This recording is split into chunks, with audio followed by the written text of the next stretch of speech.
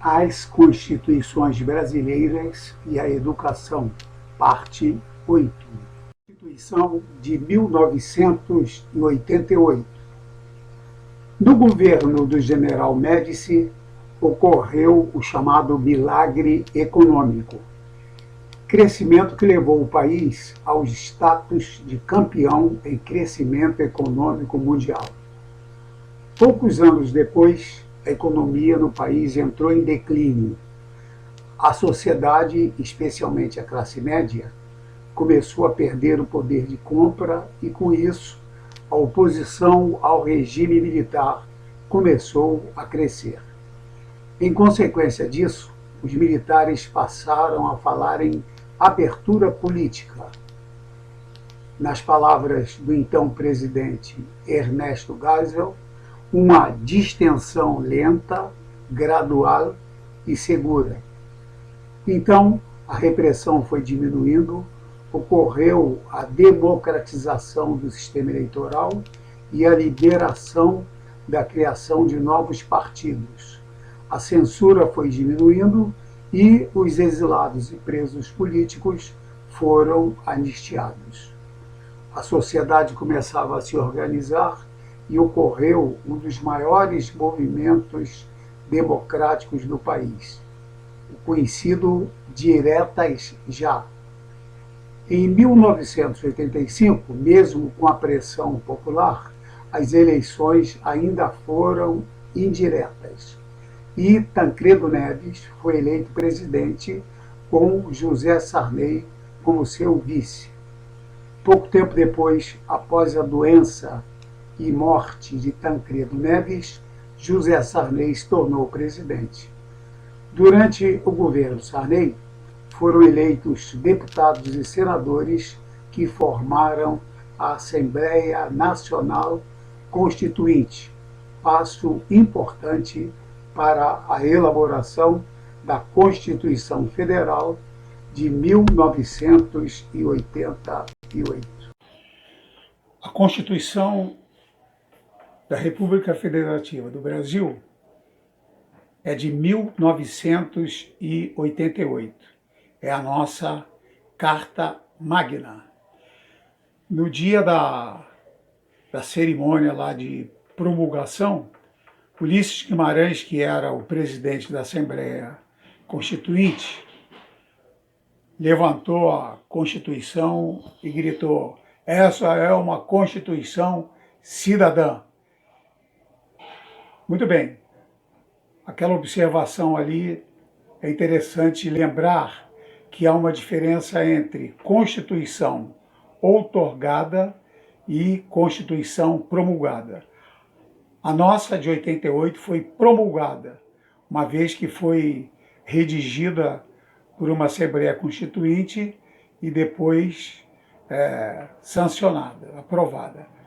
A nossa Constituição, a primeira, de 1824, na época de Dom Pedro I, foi outorgada, uma vez que Dom Pedro fechou a Assembleia Constituinte e um grupo, uma comissão, vamos dizer assim, de notáveis e tal, redigiu a Constituição, que foi então concedida à nação pelo imperador, daí outorgada. O artigo 5º da nossa Constituição apresenta o artigo dos direitos civis e sociais. Vamos destacar apenas aqueles que são relacionados à educação. Todos são iguais perante a lei. Aí cabe uma pergunta: será? Homens e mulheres são iguais em direitos e obrigações. Outra vez, será? É livre a manifestação do pensamento. Interessante que ultimamente tem sido tremendamente discutido, sobretudo na questão das fake news e manifestação através das redes sociais e tal. É inviolável a liberdade de consciência. Ou seja, mesmo que você não possa dizer, você é livre para pensar o que quiser. Aliás, Viktor Frankl, que era um psiquiatra que ficou no campo de concentração, judeu, ficou no campo de concentração, ele disse o seguinte: todas as liberdades podem ser tiradas, mas a gente tem que preservar e defender a liberdade, né, de pensamento, a liberdade de consciência. Eu estou no campo de concentração, mas ninguém me impede de olhar para, dizia ele, para o guarda que está tomando conta de mim e pensar assim: cara, você é um energúmeno. Então, e é livre a expressão de atividade intelectual, artística, científica e de comunicação. Ou seja, graças a essa liberdade, estou montando aqui um trabalho, um material, né, que poderá eventualmente ser comunicado às demais pessoas. Continuando ainda no artigo 5º, é livre o exercício de qualquer trabalho, ofício ou profissão. Evidentemente que há, né, os conselhos, há uma regulamentação disso.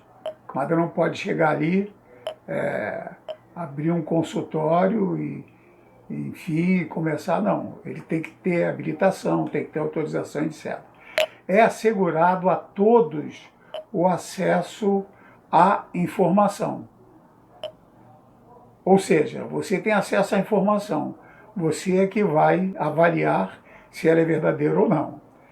É plena a liberdade de associação. Se parasse aí, estava assegurada a formação de quadrilhas, né? Mas olha o final: para associação para fins lícitos. E a prática do racismo constitui crime inafiançável.